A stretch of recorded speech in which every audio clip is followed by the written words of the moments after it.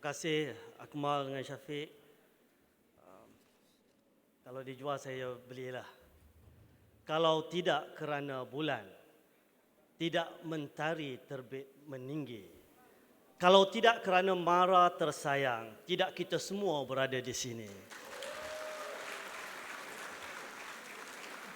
Bismillahirrahmanirrahim. Alhamdulillah. Wassalatu wassalamu ala Rasulillah wa ala alihi wa sahbihi wa man walah. Subhanaka la ilma lana illa ma 'allamtana innaka antal alimul hakim. Wa la haula wa la quwwata illa billahil aliyil azim. Rabbi shrah lana sudurana wa yassir lana umurana wahlul 'uqdatam min lisanina yafqahu qawlana. Rabbi zidna ilman wa alhiqna bis salihin. Amma ba'd. Yang bahagia Datuk Seri Azhar selaku Ketua Pengarah MARA dan seluruh barisan kepimpinan dan pengurusan tertinggi MARA, kita bagi tepukan kepada mereka semua. Ahli-ahli majlis MARA yang merupakan tonggak penting di belakang saya juga, Tan Sri Muhammad Ibrahim, Tan Sri Datuk Seri Profesor Dr. Nur Azlan Ghazali, dan yang bahagia Datuk Seri Hassan Malik. Seluruh barisan pengurusi-pengurusi subsidiari MARA yang turut bersama pada hari ini, terima kasih. Dan juga barisan pengurusan dan tenaga kerja subsidiari MARA, pengarah-pengarah MARA negeri, seluruh warga kerja, warga keluarga besar MARA yang saya hormati sekalian. Assalamualaikum warahmatullahi wabarakatuh dan salam sejahtera, salam Malaysia Madani. Alhamdulillah, kita sama-sama merafakkan setinggi-tinggi kesyukuran kita kepada Allah Subhanahu Wa Taala kerana dengan izin dan iradahnya jua kita dapat bersama-sama melangkah ke tahun 2024 ini. Setelah kita mengharungi 2023, saya masuk 10 Mac 2022, sempatlah 10 bulan bersama-sama dengan anda semua. Tetapi yang lebih penting sekali, tahun ini adalah tahun yang istimewa kerana 2 bulan lagi kita bakal menyambut kelahiran MARA yang ke-58 pada 1 Mac 2023. Ya. 2024, betul-betul. 2024. Dan kebetulan pula tarikh 1 Mac ini akan dilangsungkan satu kongres penting dan besar yang bermula pada 29 hari bulan Februari, 1 Mac dan 2 Mac, iaitu Kongres Ekonomi Bumi Putra, yang hakikatnya inilah kongres yang telah melahirkan MARA 57 tahun yang lalu. Pada 1 Mac 1966, Kongres Ekonomi Bumi Putra dilangsungkan pada 1965. Dan jangan lupa juga, kongres itu adalah atas nukilan dan cetusan barisan kepimpinan UMNO pada waktu itu yang meletakkan antara resolusi penting Perhimpunan Agung UMNO 1964 untuk melaksanakan kongres dan mencetuskan idea penubuhan MARA yang hakikatnya ditambah nilai dan dirubah daripada RIDA, Rural Industrial Development Agency. Itu sejarah 58 tahun ataupun 57 tahun yang lampau. Hari ini kita semua ditakdirkan bersama-sama dalam keluarga besar ini. Sudah tentu banyak sekali tanggungjawab dan amanah bangsa yang terletak di atas bahu kita bersama. Cuma saya nak mengambil kesempatan di sini buat permulaannya nak mengucapkan syabas dan tahniah kepada Datuk Seri KP, Datuk Seri Azhar dan seluruh barisan pengurusan dan warga kerja MARA kerana 2023 telah banyak kejayaan-kejayaan yang begitu memberangsangkan dan membanggakan kita semua. Bahkan saya kira-kira balik bila amanat Yang Amat Berhormat Timbalan Perdana Menteri baru-baru ini, 5 kali MARA disebut namanya berbanding dengan agensi-agensi lain. Ya.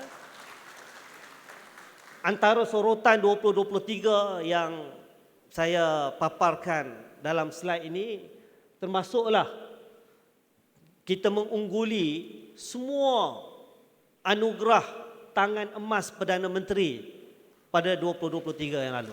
Ya. Bukan itu saja, program Gate to Global, penerima manfaat untuk tahun lepas saja 235 syarikat. Ini satu yang amat membanggakan. Bahkan atas asas itu jugalah Yang Amat Berhormat Timbalan Perdana Menteri dalam perutusan tahun barunya minggu lalu menyebut bahawa agenda penting kementerian bagi 2024 adalah bersempena dengan inspirasi yang diperolehi daripada agenda kita, Gate to Global, dan dinamakan Halal to Global, H2G. Dan saya kira ini jugalah antara manifestasi kejayaan MARA yang harus kita sama-sama banggakan. Bukan itu saja, kita terus menerajui pendidikan Bumiputera secara inklusif. Kita melaksanakan pelbagai program-program yang mengambil kira golongan pelajar yang daripada keluarga berpendapatan rendah dan sederhana, terutamanya di luar bandar. Melalui 2 program besar kita, termasuk bantuan laptop kepada mereka semua. Dan saya juga ingin merakamkan penghargaan kepada agensi kita, Yayasan Pelajaran MARA, terus memainkan peranan penting untuk kita melaksanakan pelbagai program intervensi bagi memastikan golongan Bumiputera, khususnya yang berada di luar bandar, yang miskin, akan terus terbela, memenuhi apa yang menjadi matlamat dan juga mandat yang diberikan kepada MARA. Selain daripada itu, program usahawan peneraju melibatkan penerima manfaat 130 syarikat yang mewujudkan usahawan peneraju melalui peningkatan modal syarikat dengan mendapatkan potensi pelabur daripada individu syarikat melalui pasaran modal. Di peringkat antarabangsa, kita menang 4 pingat emas di International Convention on Quality Control Circles, ICQCC, di negara China. Saya ucapkan tahniah kepada MARA sekali lagi. Dan kutipan balik pinjaman, pembiayaan dan kemudahan MARA mencecah 826 juta ringgit. Ini satu yang menjadi kebanggaan kerana kita juga ada bekas Gubernur Bank Negara yang setiap kali mesyuarat majlis akan memperingatkan soal tanggungjawab kita untuk memastikan kelangsungan MARA ini dengan memastikan hutang-hutang dan pinjaman itu mesti dan wajib dikutip. Dan sudah tentulah pengiktirafan CJ Bersih tahun 2022 ini membuktikan MARA, tadbir urus dan tata kelolanya berada pada kedudukan yang amat memberangsangkan. Saya ucapkan tahniah kepada seluruh barisan pengurusan. Dan yang terbaru, kita menandatangani atau memperbaharui MOU kita bersama dengan SPRM. Saya sebut ketika amanat awal saya menjejakkan kaki ke MARA, apa juga agenda, program dan kerangka besar yang hendak kita lakukan bagi memartabatkan agenda ekonomi dan pendidikan Bumiputera ini tidak akan memberi apa-apa makna dan tidak akan memberikan keputusan dan natijah yang berkesan dan kejayaan yang diberkati sekiranya asas paling utama soal integriti, soal tadbir urus kita tidak letakkan sebagai prioriti dan keutamaan. Sebab itulah dalam konteks ini saya ingin mengakamkan penghargaan saya juga kepada ahli-ahli Majlis MARA yang begitu komited. Kita mempunyai kombinasi kali ini ahli-ahli majlis yang bukan saja mempunyai pengalaman yang luas tetapi juga begitu berdedikasi untuk membantu agenda besar kita MARA ini. Terima kasih Tan Sri Muhammad Ibrahim, bekas Gubernur Bank Negara, Tan Sri Profesor Datuk Seri Nur Azlan, bekas CEO M10 Majlis Tindakan Ekonomi Negara, bekas VC, orang yang cukup lama dan berpengalaman dalam bidang pendidikan, dan juga kita ada juga Datuk Seri Hassan Malik yang pernah menjadi menteri menjaga MARA dan sanggup untuk menjadi ahli majlis bagi memastikan agenda MARA ini berterusan. Tidak dilupakan juga kepada ahli-ahli majlis yang lain termasuk Datuk Rosni Soha yang mempunyai pengalaman yang luas dalam menggerakkan agenda wanita dan buat pertama kali dalam sejarah kita mempunyai seorang ahli majlis daripada negeri Sarawak, yang itu Premier Sarawak begitu amat rasa bertuah dan beberapa kali dia sebut kepada saya dan TPM rasa terima kasihnya, dan ini menunjukkan bahawa kita serius dalam memartabatkan agenda Bumi Putera bukan hanya di Semenanjung Malaysia tetapi juga di wilayah Sabah dan juga Sarawak.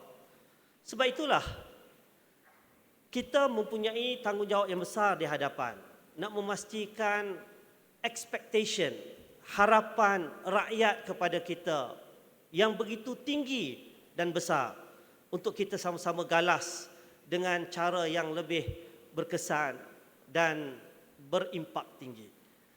Sebab itulah sebagai warga MARA sudah tentu kita mesti bermula dengan satu nawaitu yang jelas.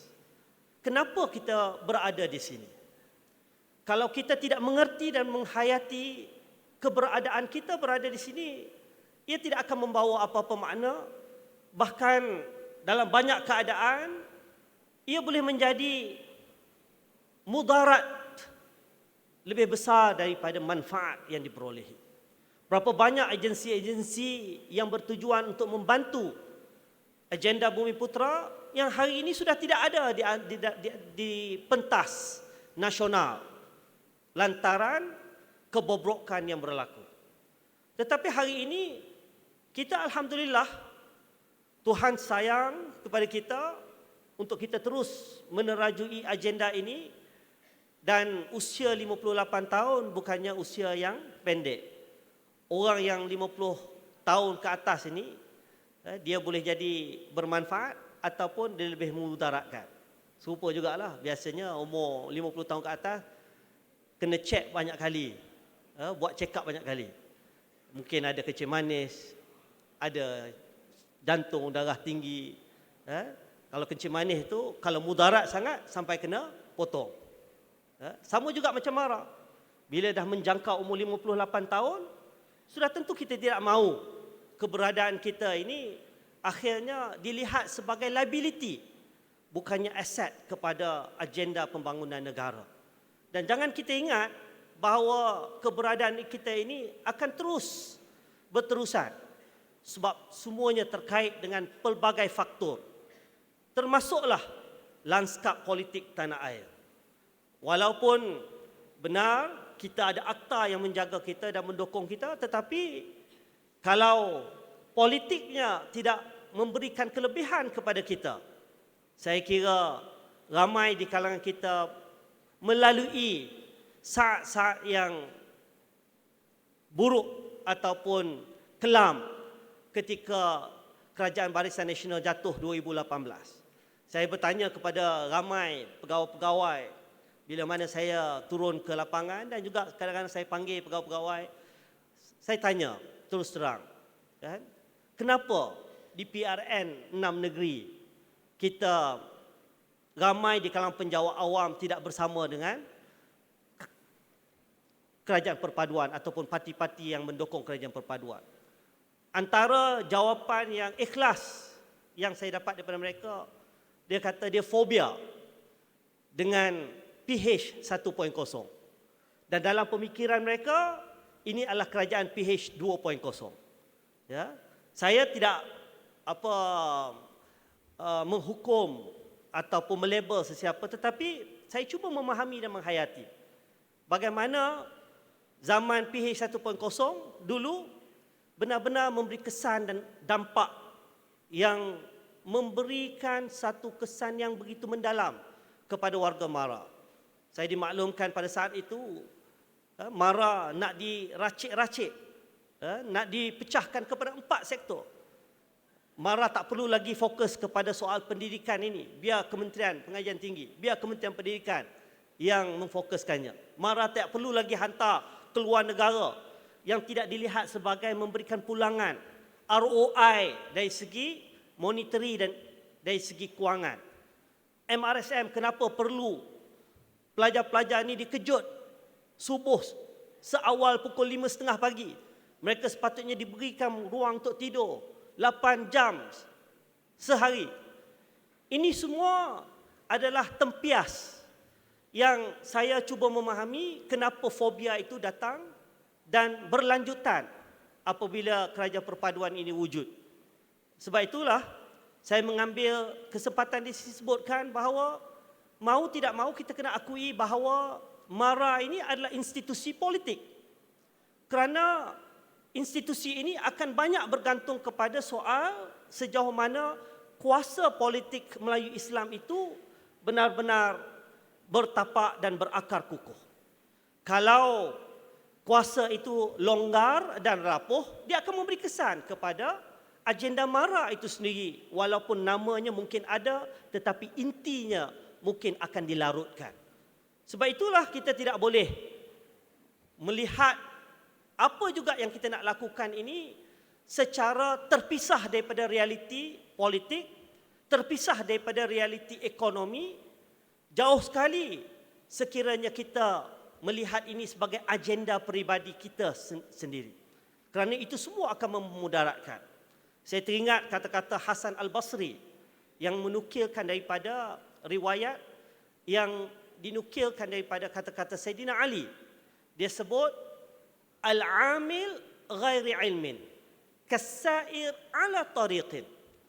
Al-amil ghairi ma yuridu, yufsidu aktharu mimma yuslih. Seorang yang bekerja ini, al-amil, seorang pekerja, kalau dia bekerja tanpa ada ilmu, dia tak tahu sebab dia bekerja ni. Ilmu tak ada, kemahiran tak ada, kompetensi tak ada. Akhirnya dia diumpamakan seperti pengambara di atas jalan yang tidak tahu hala tuju ke mana dia hendak mengarah. Al-amil ghairi ma yuridu, seorang pekerja tanpa mengetahui apa tujuan dia berada di sini. Dia tak tahu apa, ke mana dia nak bawa, apa hala tujuannya. Yufsidu aktsaru mimma yuslih. Lebih banyak keburukan daripada kebaikan yang akan dilakukannya. Dan sudah tentu ini sebagai pengajaran penting kepada Mara. Kita tidak mahu Mara yang menjadi tempat orang Melayu berteduh, bumi putera berlindung dan bertaut akan hancur begitu saja. Walaupun ada nama tetapi intinya dilarutkan begitu saja. Sebab itulah saya suka menyorot melihat ekosistem Mara ini. Dengan satu slide ini, ya, saya gunakan waktu memberikan pencerahan dalam di program bersama dengan ketua-ketua agensi Exco dan Menteri Luar Bandar di Sarawak pada bulan Oktober baru-baru ini. Oktober, ya. Semua kena ada perspektif yang sama. Kerana walaupun anda di MRSM, walaupun anda di IKM, di KKTM atau di mana sahaja, kan, ekosistem ni penting untuk difahami. Bahawa kita ini Mara ada mandat yang besar. Tunjuk slide, tak payah tunjuk muka saya. Pendidikan. Sejak penubuhan, ini fakta yang daripada bahagian strategik. Saya ucap terima kasih kepada Encik Mazan and the team. Kalau dulu saya pergi mana-mana agensi, saya rely kepada tim saya. Tapi bila saya masuk Mara ni, saya tengok orang Mara ni dah cukup lengkap dah dia punya kompetensi. Ya? Saya suruh dia prepare masa kat Sarawak tu, kadang-kadang dalam tempoh 24 jam selesai. Dia tahu macam mana nak melihat, nak membaca pemikiran saya. Bahaya juga.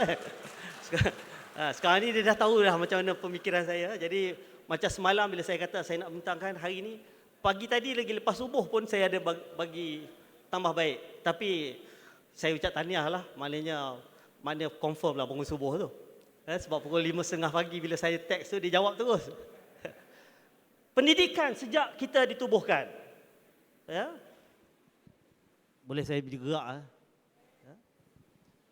Kita telah menyumbang kepada Bumi Putera jumlah pelajar yang mendapat manfaat daripada payung Mara ini lebih daripada 1.1 juta orang. Ya? Ini bukan sedikit ya. Pelajar semasa ada 122,041 orang setakat Disember 2023.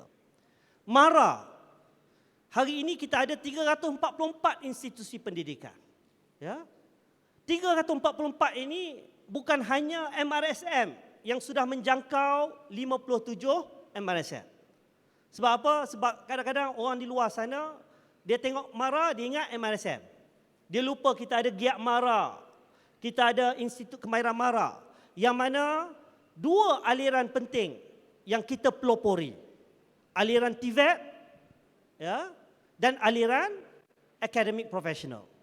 Aliran TVET, Mara memberikan peluang kedua kepada pelajar-pelajar yang dilihat mungkin tergelincir daripada arus perdana pendidikan.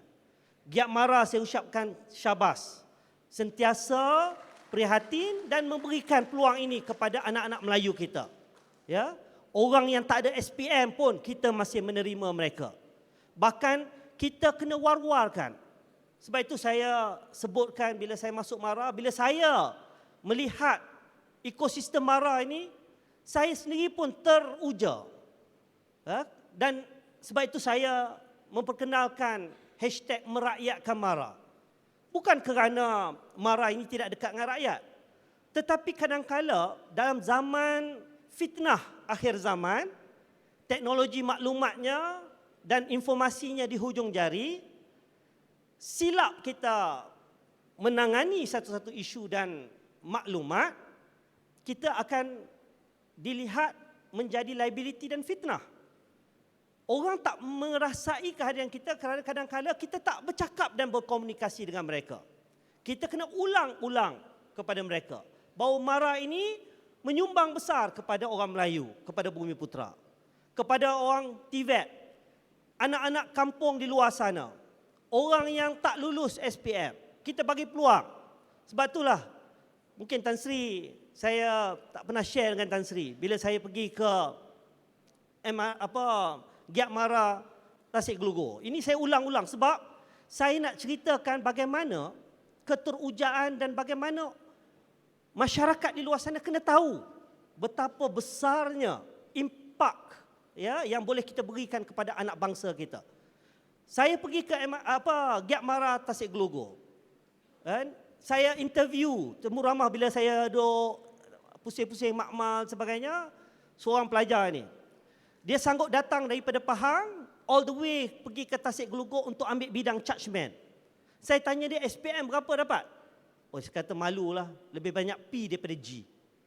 Bukan kredit pun, P, pass. Kan? Gagal pun ada. Tetapi dia punya mindset clear. Kan? Dia kata, saya dapat tahu daripada abang-abang saya, kawan-kawan saya. Judgement, ambil kursus A1 di Giat Mara Tasik Gelugor 3 tahun. Keluar, ada dah kerja. Gaji minimum tak kurang daripada 3,000, 3,500. Ya, judgement. Tapi dia kata, tak apa dia nak tahan. Sebab dia nak sambung lagi 3 tahun di IKM untuk high voltage. Ya. Sijil BO. Ya. Lagi tambah 3 tahun. 6 tahun. Dia keluar daripada IKM, dia kata kawan-kawan dia gaji tak kurang daripada 8,000, 9,000. Tapi itu pun dia kata saya nak fokus kepada chargeman dalam bidang oil and gas. Kebetulan saya pergi ke Kemaman waktu pilihan raya kecil baru ni. Ya. Memang ada program kita untuk di peringkat yang lebih tinggi. Menyediakan program chargeman dalam bidang oil and gas. Dan budak ni memang dah nampak dah. Sebab siapa keluar daripada chargeman oil and gas ini, gaji minima dia 18,000, 20,000. Dan waktu itu kebetulan saya waktu di Sabah bila penyerahan MRSM Ranau yang saya menyaksikan secara rasmi daripada Petronas kepada Mara, saya bercakap dengan Tan Sri CEO Petronas, dia kata memang kita perlukan. Saya tanya dia berapa sebenarnya gaji-gaji minima chargeman ni. Kata orang Melayu ni ramai yang tak suka kerja-kerja yang dirty macam ni. Tetapi dia kata dalam industri chargeman dalam oil and gas siapa ada kemahiran memang nothing less than 18,000. 18,000. Cuba bayangkan 3 tahun di Giat Mara, 3 tahun di IKM, 3 tahun di KKTM, 9 tahun keluar 18,000. Saya tengok diri saya Tan Sri, kan? Saya kenal Tan Sri MI ni, Tan Sri Muhammad Ibrahim ni, waktu dia Gubernur Bank Negara, saya waktu itu aktif dalam Islamic Banking Finance. Sebab memang saya punya kemahiran dalam bidang itu. Tapi nak sebutkan, saya proses pendidikan saya ni 2 tahun di matrikulasi UIA, 4 tahun di UIA dalam bidang perakaunan, bukan profesional pun, perakaunan. 6 tahun habis. Okey, dapatlah pelajar terbaik, UIA hantar ke UK. Buat master setahun dalam bidang Islamic Economic Banking Finance. Terus sambung PhD 3 tahun. PhD Islamic Banking Finance. Balik kena ikat dengan UIA sebab beasiswa UIA JPA. Balik-balik lepas 10 tahun, gaji pertama saya sebagai pensyarah muda tahun 2005 waktu itu. Agak-agak berapa? Kan? Mestilah lebih daripada 18,000, betul tak? PhD. Doktor. RM2,850. Ya? Sekarang pun tak jauh beza pun, Tan Sri. So, cerita macam ni, saya memang sengaja bila pergi turun ke bawah, saya akan cerita. Ulang-ulang. Saya nak sebutkan, bukan nak sebut soal diri saya. Soalnya ialah, kenapa kita tidak mewar-warkan perkara ini kepada rakyat? Rakyat kena tahu. Orang di luar sana, terutamanya anak-anak muda, kena tahu bahawa Mara menyediakan pelbagai bidang. Itu belum kita cakap soal welding, bidang-bidang otomotif, bidang EV. Kalau di MJII ini, pelajar-pelajar kita boleh berinovasi. Nak buat IoT hanya dengan guna mind dia. Apa dia rasa robot tu kena bergerak macam mana. Dia boleh cipta kat sini. Dan saya tengok sendiri bagaimana pelajar-pelajar MJII ini. Saya ucapkan tahniah kepada pensyarah-pensyarah tenaga. Ini yang saya maksudkan dengan merakyatkan Mara. Maknanya daripada 344 IPMA Mara ini, 270 dedikasi kita kepada TVET. Tahun depan, bulan 6, akan ada Hari TVET Negara. Dan kerajaan akan melancarkan, buat pertama kalinya, dasar TVET Negara. Dan pengurusi Majlis TVET Negara ini adalah Menteri kita sendiri, Datuk Seri Dr. Ahmad Zahid Hamidi. Daripada awal, saya sebut kepada beliau, Mara kena menjadi antara penyumbang utama dalam dasar ini. Dan saya nak ucap terima kasih dan tahniah kepada Datuk Zul and the team, ya, kerana tim mereka inilah yang akan, bahkan telah, sedang dan akan menyumbang dalam pemetaan dan pembentukan dasar TVET negara ini. Dan dasar TVET negara ini penting kerana yang akan mendapat manfaatnya sudah tentu pertama sekali adalah Mara. Kerana kita mempunyai institusi daripada 344 ini, 270 IPMA kita fokus on TVET. Ini tidak termasuk sumbangan kita kepada pelajar-pelajar ke luar negara. Ya, ke luar negara ini pun satu hal juga yang kadang-kadang orang di luar sana kita tak war-warkan, ya, dan menjadi polemik kadang-kala kepada mereka, ya, seolah-olah kita dah menghentikan penghantaran ke luar negara. MRSM menjadi polemik seolah-olah, ya, kita tak ambil kira pelajar-pelajar B40. So perkara-perkara ini penting untuk kita menyebut kepada mereka semua. Keusahawanan. Sejak kita ditubuhkan, hampir 2 juta usahawan-usahawan baru dibentuk dan dibangunkan oleh MARA. Ini adalah cerita-cerita menarik dan cerita-cerita penting yang kita perlu war-warkan kepada orang ramai. Kita ada fokus kepada 5 sektor penting: otomotif, pembinaan, F&B, perkhidmatan gaya hidup. Ya, yang menjadi asas kepada sektor keusahawanan, bukan saja kepada usahawan-usahawan baru yang kita nak bentuk, tetapi fokus utama kita adalah pastikan mereka terus berada dalam industri dan berdaya saing. Kelestarian mereka itu penting, dan inilah antara fokus utama kita. Selain daripada fokus yang kedua, soal bagaimana kita nak pastikan mereka ini sentiasa berkembang dari segi potensi bisnes ataupun perniagaan mereka. Dan yang ketiga, barulah kita bercakap soal nak membangunkan the new entrepreneurs dan sebagainya. Ya. Pelaburan. Pelaburan kita, antara pengerusi jawatan kuasa pelaburan adalah Tan Sri Muhammad Ibrahim. InsyaAllah ini antara yang akan kita fokuskan tahun depan, kan? Dengan lebih giat lagi. Ya. Semua subsidiary kita akan tengok balik kelestariannya, keupayaannya. Ya.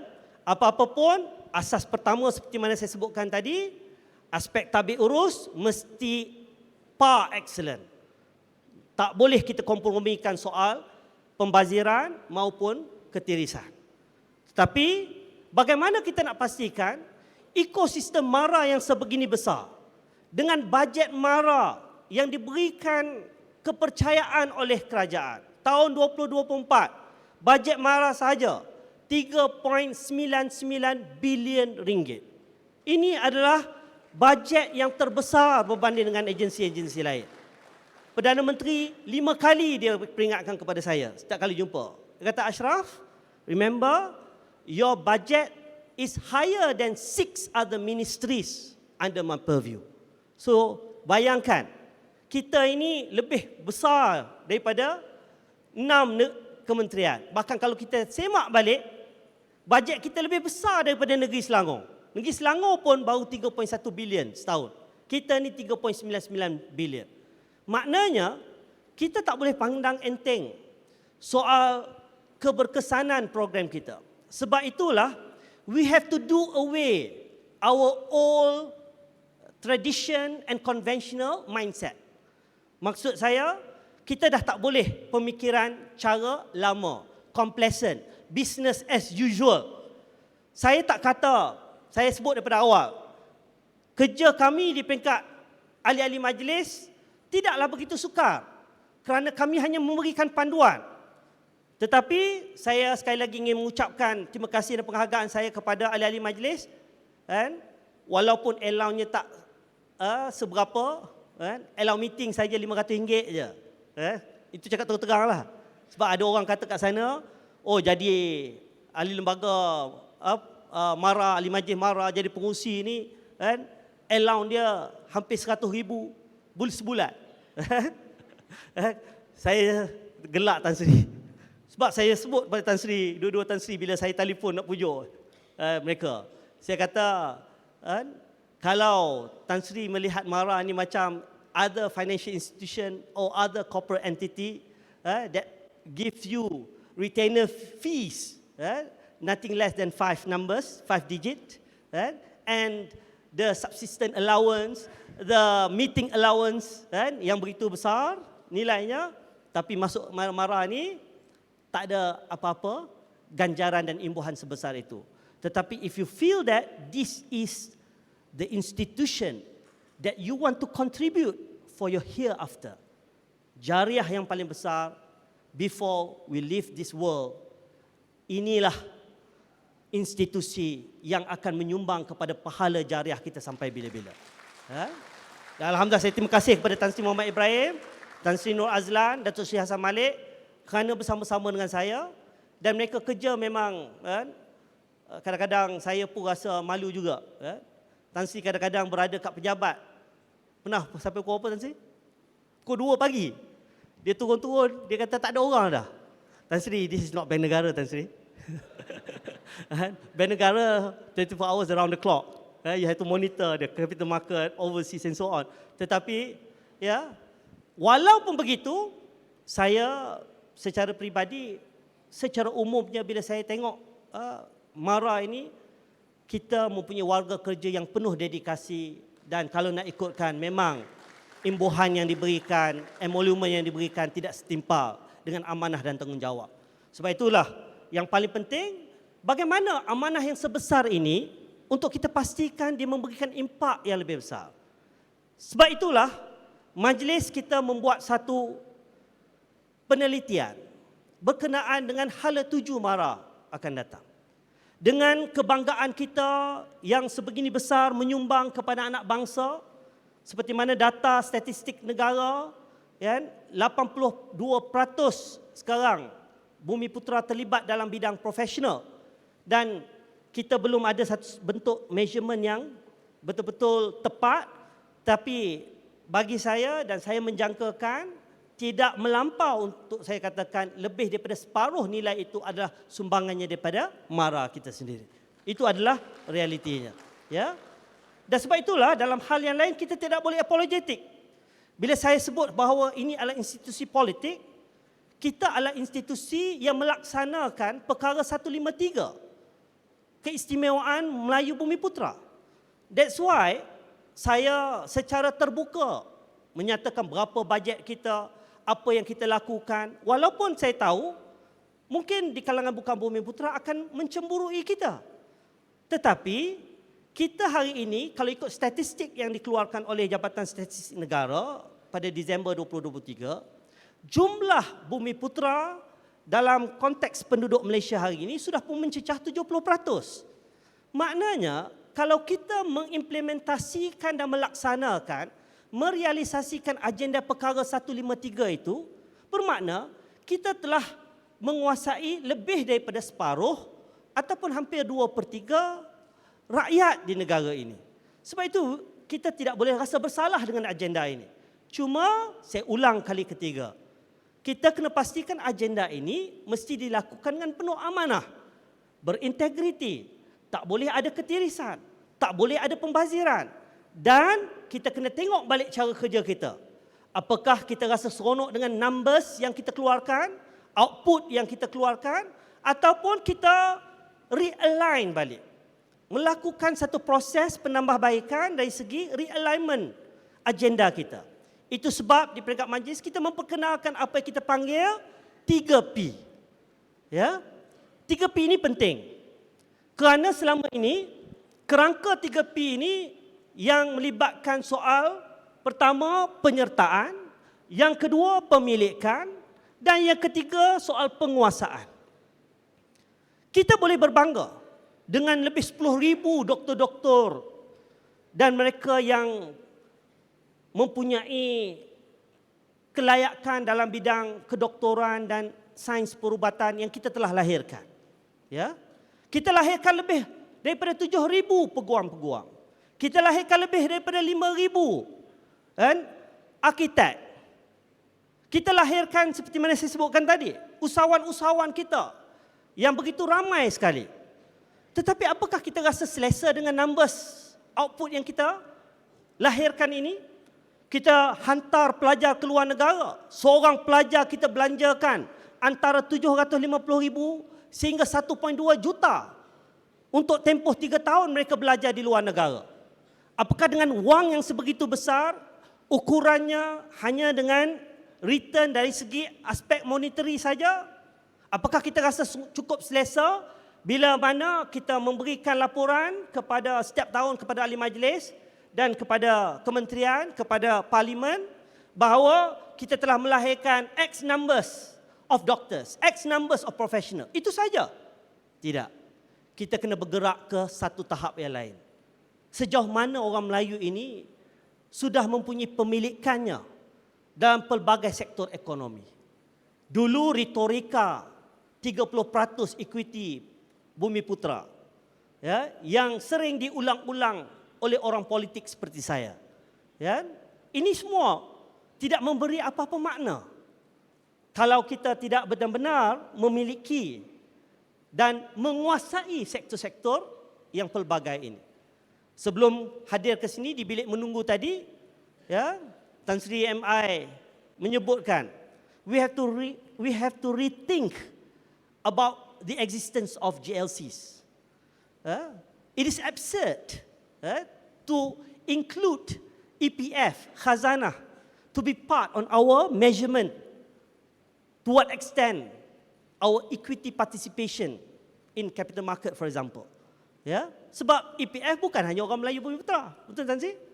Ya, Khazanah dan GLC lain. Kalau kita keluarkan mereka daripada peratusan yang sedia ada ini, secara kan, kita boleh lihat secara asasnya peratusan equity orang Melayu ini di bawah daripada 5%. Yang kita duk cakap daripada tahun 1971, dasar ekonomi baru, 30% equity orang Melayu. Tetapi jangan kita rasa sugul, rasa pesimis, rasa rendah diri, rasa dah tak ada harapan, tidak. Sebab kita boleh berbangga, agenda dasar ekonomi baru 1971 waktu Tun Razak lancarkan itu. Ya, lebih kurang 5 tahun selepas MARA ditubuhkan. Dia bukan soal mengukur 30% equity orang Melayu. Apa matlamat dasar ekonomi baru? Serampang dua mata. Pertama, menyusun semula masyarakat, dan yang kedua, membasmi kemiskinan tanpa mengira kaum. Dan hari ini, MARA sudah pun berumur 2 bulan lagi 58 tahun, kita boleh berbangga kerana partisipasi orang Melayu dan Bumiputera dalam bidang-bidang ikhtisas sudah meningkat dengan begitu hebat dan baik. Cuma saya katakan tadi, ini tidak cukup untuk kita merasa selesa kerana partisipasi dengan jumlah bilangan yang terlibat dalam ikhtisas saja tidak cukup. Kita harus melihat soal sejauh mana pemilikan kita ada. Sebab itulah pemilikan ini penting. Next. Okay.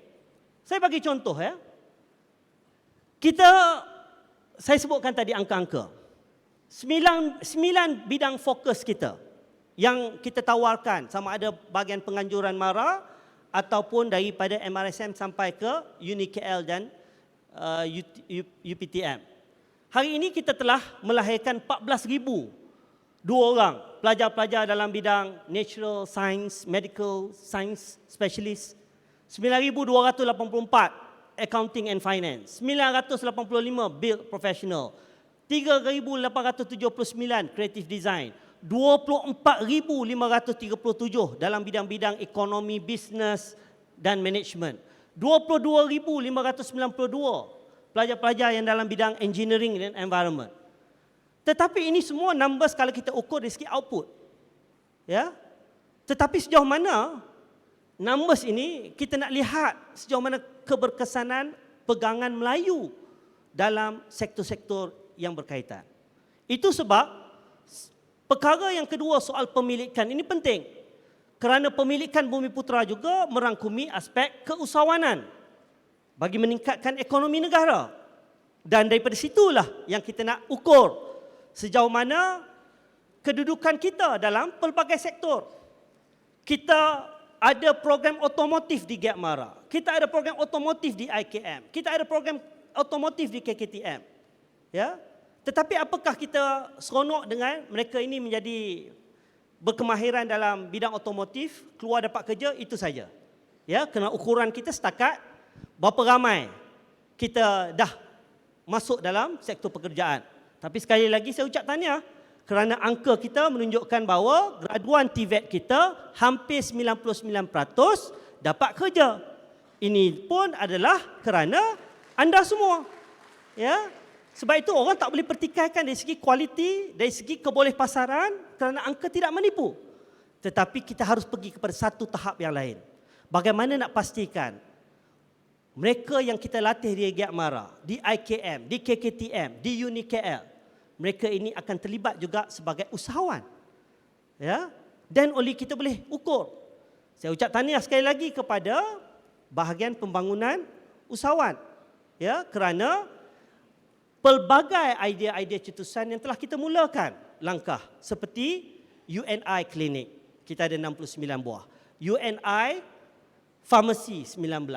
UNI Dental 16. Ada 104 outlet kita setakat tahun ini. Nak menunjukkan bahawa kita sudah mula masuk dalam sektor kesihatan, bina usahawan-usahawan kita yang lulusan doktor, nursing, dentist dan sebagainya untuk mereka terlibat buka klinik sendiri.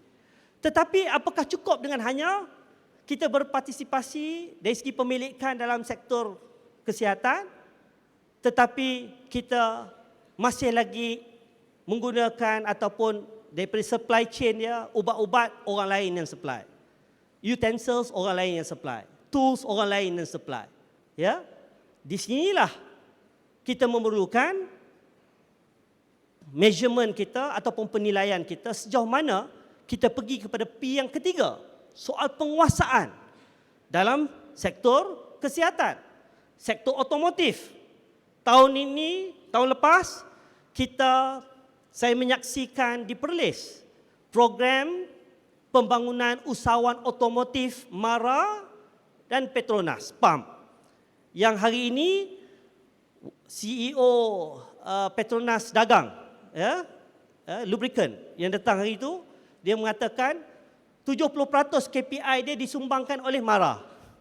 Kerana daripada lebih 100 outlet yang dia mula buka, 70 outlet ada daripada usaha-usaha MARA melalui program PAM.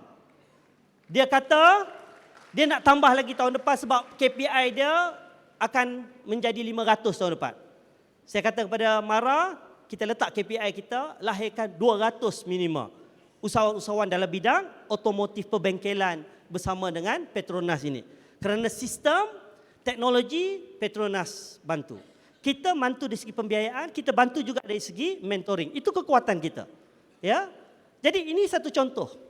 Tetapi kalau kita mula berpartisipasi, kita mula melihat soal pemilikan, penguasaannya kita harus melihat secara holistik. Ini peranan anak-anak syarikat di bawah MARA Corp. Ya, MARA Corp, pelaburan MARA dan agensi anak-anak syarikat yang lain mesti lebih agresif melihat secara keseluruhan matlamat dan hala tuju MARA. Kalau kita bercakap soal otomotif, kita dah ada end to end. Dari segi pendidikan sampailah kepada bisnes, model dan sebagainya. Kenapa kita tidak fikirkan soal meningkatkan lagi equity kita dalam Bhumika contohnya yang menguasai Pro 2. Kalau kita berjaya menguasai ini, bermakna economics of scale kita membina dengan lebih tersusun dan juga berkesan. Dan ramai yang kita sebut sebagai output kita, pelajar-pelajar kita, usahawan-usahawan yang kita nak bina, akan ada sistem umbrella, sistem vendor yang boleh kita bangunkan bagi memastikan agenda Bumiputera benar-benar berkesan. Ini saya hanya cetuskan kerana insya-Allah di peringkat Al-Majlis MARA, Disember lepas 15 Disember kita buat retreat yang pertama. Retreat yang kedua pula akan melihat soal aspek pelaburan dan juga anak-anak syarikat. Yang akan kita buat pada bulan Ramadan. Kan? 2 hari 1 malam kat Ramadan. Orang kata Ramadan ini tak boleh ada banyak program, tetapi di peringkat majlis dengan pengurusan MARA itu kita buat keputusan, kita buat masa Ramadan. Pertama save bajet sikit, makan tengah hari tak ada. Ya. Yang kedua, kita nak pecahkan pemikiran orang Melayu ini, Ramadan tidak produktif. MARA akan tunjukkan, Ramadanlah kita akan lebih produktif. Kerana ini yang diajar oleh Nabi SAW. Masa Ramadan dia berjihad. Betul? Macam tak semangat belakang ni. Ya? Tak, saya nak sebutkan bila majlis dengan pengurusan tertinggi boleh tunjuk contoh teladan begitu, bermakna negeri-negeri, institusi-institusi kita, anak-anak syarikat MARA perlulah ikut sama dengan teladan yang kita tunjuk ini. Boleh atau tidak? InsyaAllah. Jadi ini 3P secara umumnya. Ya, yang akan kita melakarkan cara tindak kita, cara kita beroperasi pada masa akan datang. Tetapi 3P ini bergantung kepada apa nilai yang kita nak wujudkan dalam MARA ni. Apa nilai yang kita nak pertahankan dalam MARA ni. Apa budaya yang harus kita terapkan di dalam setiap individu yang menjadi warga kerja dan keluarga MARA. Ya, saya namakan 3 IP. Ya, 3 IP ini, yang pertama integriti.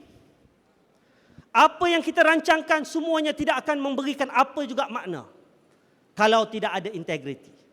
Kalau takbir urusnya bermasalah, kalau berlakunya pembaziran, kalau pemilihan kontraktor ikut kepada kroni, ikut kepada cara yang tidak betul, akhirnya yang memberi kesan adalah kita kerana projek terbengkalai. Setiap sen yang dibelanjakan itu mesti kita rasa ada tanggungjawab. Tak boleh kita ada pemikiran, alah 30 juta, apa sangat 30 juta dengan 3.99 bilion. Ataupun 1 juta, apa sangat dengan 3.99 bilion. Pemikiran conventional accounting, immaterial. Tetapi pemikiran accounting Allah SWT, setiap sen itu diperkirakan. Jadi ini soal asas. Kalau integriti pun ke laut, jangan kita bicara soal agenda-agenda besar. Kononnya atas nama Melayu dan Islam, kita boleh buat apa saja yang akhirnya membobrokkan. Itu yang saya sebutkan kata-kata Hasan Al-Basri tadi. Ya, kita buat benda tetapi kita tak tahu apa yang kita nak buat. Apa sebenarnya cara yang betul kita patut buat. Akhirnya dia memberi kesan soal natijahnya lebih bobrok, lebih mudarat daripada kebaikan yang kita nak capai. Yang kedua, ihsan. Ya, ihsan ini ada pelbagai dimensi. Dimensi ketakwaan itu dimensi agama yang paling asas. Kerana Nabi pernah ditanya, apa makna ihsan? An ta'budullah ka'annaka tarah wa illam takun tarah fa innahu yaraka. Seolah-olah kamu ini sebagai hamba Allah yang buat satu kerja ini, kamu tahu bahawa kamu tak dapat lihat Tuhan yang sedang memerhatikan kamu. Tetapi hakikatnya dia sentiasa memerhatikan gerak kerja kita. Bila ada nilai takwa paradigm dalam diri kita, God consciousness, apa juga kita buat peraturan, sign-lah MOU berapa banyak pun dengan SPRM ataupun dengan aspek tabik urus di peringkat international standard sekalipun, manusia tetap manusia. Akan tetap terus mencari jalan bagaimana nak circumvent ataupun melakukan penyimpangan dan sebagainya. Tetapi kalau ini sebagai asas kepada budaya kita, kepada nilai yang ada dalam MARA, setiap individu merasakan bahawa dia berhak, dia berasa tanggungjawab untuk melaksanakan amanah dengan cara yang terbaik, kerana aspek ihsan mengatakan bahawa Tuhan sentiasa mempertanggungjawabkan setiap sen yang kita belanjakan. Ihsan juga membawa makna kita harus ada nilai timbang rasa, budi bicara yang tidak lari daripada ruang lingkup dasar, prinsip, polisi, tetapi matlamat kita jelas. Itu sebab bila kata merakyatkan MARA, kita kena dekat dengan hati, naluri dan sanubari rakyat. Jangan terlalu kita kadang-kadang tidak ada nilai budi bicara langsung. Kalau tak dapat apa-apa guidance, okey, bawa dekat jawatan kuasa, jumpa dengan pengurusan tertinggi MARA, fikirkan. Tetapi kita kena ada nilai keihsanan tadi, timbang rasa, kerana kita tahu bahawa yang kita nak bantu ni orang Melayu yang susah. Tapi timbang rasa itu tidak bermakna kita melakukan nilai kita meremehkan dasar dan polisi kita. Tan Sri MI selalu pesan, kita ni berhadapan dengan realiti orang Melayu tak bayar hutang. 7, 10. 7 orang daripada 10 orang yang kita bagi tak bayar balik hutang. Ya. Jadi dalam aspek ketegasan, dalam aspek disiplin untuk memastikan mereka bayar hutang itu tidak boleh dikompromikan. Berapa ramai rayuan datang kepada saya minta supaya dilupuskan hutang. Saya kata, mana ada kuasa pengurusi untuk lupuskan hutang? Ya, ahli majlis pun tak ada kuasa. Pengurusan pun tak ada kuasa. Sebab ini adalah duit rakyat. Tapi kita boleh membantu untuk memudahkan dia bayar balik. Kamu boleh bayar berapa? RM50. Okey, RM50 lah. Ya, itu panggil dalam konteks institusi perbankan dan kewangan, penjadualan, penstrukturan. Dan ini adalah ihsan yang diajar oleh Allah Subhanahu Wa Taala. Dalam suratul Baqarah Allah kata apa? Wa in kana dzu usratin fanaziratun ila maisarah. Wa an tasaddaqu khairul lakum. Allah kata apa? Apabila kamu berhadapan dengan orang peminjam, orang yang kamu beri hutang, dia berhadapan dengan masalah, usrah. Apa kaedah dia yang kamu patut lakukan? Allah kata ada 2 kaedah. Pertama, bagi mereka tempoh masa, panjangkan tempoh masa. Ya? Tempoh masa itu kita panjangkan. Maknanya apa? Reschedule, ya? Restructure. Wa antasaddaqu khairul lakum. Yang ni kan? Ini kena dibahaskan elok. Apa maksud dia wa antasaddaqu khairul lakum? Kalau dia tak boleh bayar juga, kamu sedekahkan. Kalau kamu tahu khairul lakum, kebaikannya pada hari akhirat yang akan kamu perolehi. Saya nak tanya orang marah. Boleh tak kita mensedekahkan duit-duit ini bila dia orang tak boleh bayar? Boleh atau tidak? Tak boleh. Itu ayat Allah SWT pertama kepada individu yang memiliki hak mutlak ke atas wang ataupun asetnya. Maka kaedahnya betul, kamu panjangkan ataupun kamu nak dapat pahala lebih, kamu sedekahkan. Sebab tu dalam hadis Nabi, antara sedekah dengan bagi hutang, mana lagi banyak pahala? Mana lagi banyak pahala? Siapa cakap sedekah angkat tangan? Jangan takut, saya bukannya nak hukum. Semua takut-takut ni. Siapa kata sedekah lagi banyak pahala daripada bagi pinjaman? Angkat tangan. Siapa kata bagi pinjaman lagi banyak pahala daripada sedekah? Yang lain apa? Atas pagar. Ini yang kelabu ni. Kalau bahasa politiknya kelabu. Ha? Ha? So siapa hitam, siapa putih ni? Ha? Okeylah. Nabi kata dalam hadis sempena Isra' dan Mi'raj, apabila Nabi mengunjungi, dibawa oleh malaikat pergi melihat syurga, salah satu pintu syurga menyebut kamu memberi pinjaman, kamu mendapat 7 kali ganda pahala, ya, berbanding dengan kamu memberi sedekah. Ya, maknanya pinjaman qardul hasan, pinjaman dengan rasa keihsanan, benevolent loan. Okey? Tetapi tengok rasional ekonominya. Kalau duit itu memang duit kita, kita bagi pinjaman, itu lebih afdal daripada bagi sedekah. Sebab kita akan memotivasikan dia supaya dia bekerja. Dia cari jalan untuk bayar balik. Tapi kalau dia berada kadang susah juga, dia tak boleh bayar, kamu sedekahkan. Mana 2 kali pahala kamu. Ya? Berbanding dengan kamu bagi sedekah one off. Tapi syaratnya duit itu mesti duit kamu. Isunya duit marah ni duit siapa? Duit siapa? Ha? Saya ingat lagi bahasa kasar menteri bila saya nak minta bonus kan. Kita minta bonus ni apa kriteria kita? Dia kata apa? Ini bukan duit mak bapak dia ni. Ini duit rakyat. Kalau nak betul-betul kan, bonus kena ada polisi bonus macam mana? Based on performance ataupun based on just secara purata, secara bagi pada semua. Macam yang kerajaan bagi itu bukan namanya bonus. Kan? Kalau bonus mesti based on performance. Itulah maknanya kita kena faham.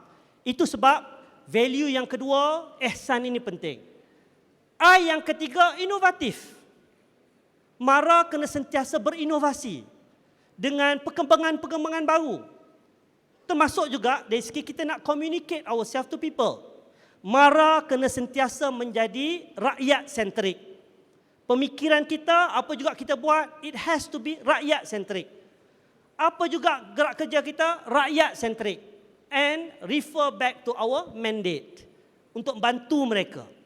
Dan benda ini mesti dikomunikasikan. Program-program kita yang hebat-hebat, yang bermanfaat, mesti dikongsikan seramai mungkin. Dan pada masa yang sama, sektor-sektor kita kena fikirkan bagaimanakah keadaan landscape ekonomi 10, 20 tahun, 30 tahun akan datang. Kalau program masih lagi kita rasa seronok dengan program TVET memasak, gunting rambut, itu saja, itu tidak akan memberi apa-apa makna. Kalau otomotif itu kita masih lagi dalam kerangka konvensional, tak melihat 10-20 tahun akan datang, bagaimana soal EV-nya, bagaimana soal hydrogen car-nya, bagaimana soal SDG-nya, ini semua adalah perkembangan-perkembangan hari ini yang 10 tahun, 20 tahun akan datang mungkin berubah. Ini memerlukan bukan saja kita berinovasi dari segi aspek kemahiran, tetapi juga dari segi tindakan kita. Dan akhir sekali adalah profesionalisme. Mara kena profesional. Kita sebagai warga kerja kena lebih bersifat profesional. Profesional bermaksud apa? Kita sentiasa membuat satu-satu tindakan itu mengambil kira cara dan kaedah yang terbaik dan mengikut piawaian-piawaian yang memang diiktiraf. Dan kita sentiasa equip ourselves dengan kemahiran. Kita kena cekap dalam kita punya tindakan. Kita kena memberikan fokus. Apa juga tindakan kita mesti efisien dan efektif. Efisien bermakna buat pada kadar yang paling optimum and not necessary minimum. Kos mesti diminimalkan pada tahap yang optimum. Tetapi setiap sen itu mesti kita fikirkan dari segi faedah dan kesan, dari segi keuntungan dan keberuntungannya. Kalau keuntungannya dari segi monetary, okey. Kalau keuntungannya dari segi human capital, define it. Apa bentuk human capital yang kita nak lahirkan dan memberi manfaat kepada masyarakat dan umat secara keseluruhannya.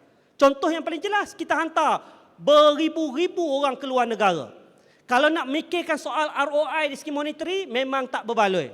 Tetapi apakah bila kita letakkan measurement itu, kualiti, dedikasi, kompetensi, produk ataupun output yang kita nak lahirkan, human capital yang kita nak lahirkan, persoalannya, apakah mereka balik ke negara kita, ada atau tidak nilai semangat nak bantu anak bangsa dia.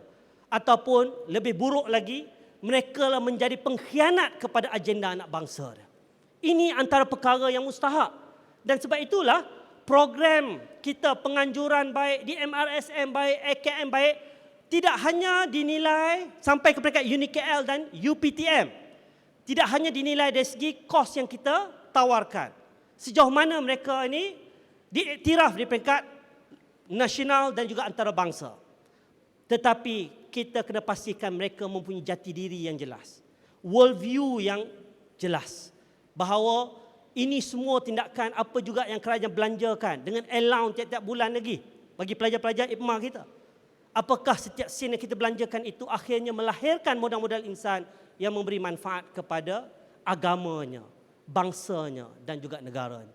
Saya kata tadi, jangan pula mereka menjadi pengkhianat kerana ada di kalangan pelajar-pelajar yang anggap diri dia cerdik, they are entitled to whatever pembiayaan yang kita berikan. Akhirnya mereka balik semula, mereka mengatakan bahawa MARA is no longer relevant. Agenda Bumiputra is no longer relevant. We have to talk about equality. This is the time of freedom and fairness. Ini antara perkara yang kita harus ambil secara serius. Jadi akhirnya, tuan-tuan dan puan-puan, dengan apa yang saya lakarkan ini, bukan suatu yang saya nak merubah ataupun kami di peringkat majlis nak ubah benda baru di peringkat MARA. Tidak. Ini adalah benda yang kita dah buat. Kita ada kepakaran. Kita punya memang mandat yang kita buat. Tetapi apa juga mandat yang kita nak laksanakan ini mestilah mandat yang berimpak tinggi dan mempunyai makna akhirnya kepada perjuangan anak bangsa kita. Sebab itulah bila saya sebutkan soal 3P dan mengukuhkan lagi 3P ini dengan 3IP ini, bermakna inilah antara benda-benda yang kita harus rangkakan dan rungkaikan dari segi pendekatan dan pelaksanaannya. Saya serahkan semua ini kepada nakhoda utama MARA ini, ialah Ketua Pengarah MARA itu sendiri, Datuk Seri Azhar. Ini adalah harapan majlis dan harapan kita semua. Bagaimana nak memastikan agenda Melayu Islam ini, agenda Bumiputra ini benar-benar dirasai oleh rakyat dan lebih banyak memberikan manfaat, bukan menimbulkan fitnah yang akhirnya orang boleh pertikaikan kita dan orang merasakan bahawa keberadaan kita sudah tidak relevan dan lebih banyak mudarat daripada manfaat. Sekali lagi saya ucapkan terima kasih banyak-banyak kepada semua yang hadir daripada dekat dan jauh. Tadi saya sempat salam-salam, ada yang datang daripada utara yang jauh, ada yang daripada Tumpat, kampung saya. Saya tanya tadi pengetua, air dah selesai, dia kata air dah selesai, alhamdulillah. Biasa kata tak selesai, nanti kan orang Nimbun Tebal pula tanya, kat Nimbun Tebal masalah, KK pun beritahu, air pun masalah. Saya tahu semua tu dalam pengetahuan ahli majlis dan juga pengurusan, insya-Allah dengan gabungan dan gandengan ahli-ahli majlis kita yang berdedikasi, yang berkompetensi tinggi bersama dengan pihak pengurusan MARA dan warga MARA yang mempunyai tahap komitmennya yang tinggi dengan niat yang luhur, niat yang ikhlas, coming back to the very basic fundamental, kita buat ini untuk mengejar keberkatan dan rahmat ilahi. Sekian, wabillahi taufiq wal hidayah. Wassalamualaikum warahmatullahi wabarakatuh.